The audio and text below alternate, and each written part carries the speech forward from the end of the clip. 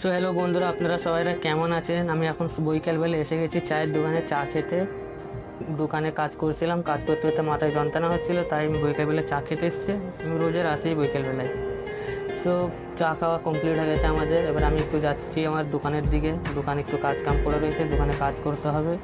আমি এখানে কাজ করতে এসেছি ভাই, বেশিক্ষণ বাইরে থাকা যাবে না।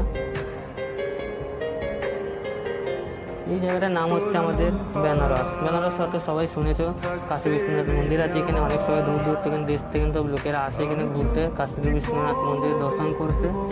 এবারে অনেক সবাই এই ছিল কুম্ভ মেলার সময় এখানেই হয়।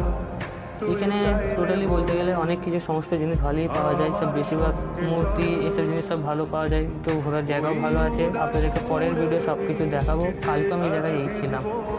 আজকের জন্য এইটুকুই ঠিক আছে, কেন আজকে আমাকে দোকানে যেতে হবে, কাজ কাম আছে, কাজ করতে হবে। নেক্সট টাইম সব ভালোভাবে দেখাবো, ভালো করে ভিডিও বানিয়ে।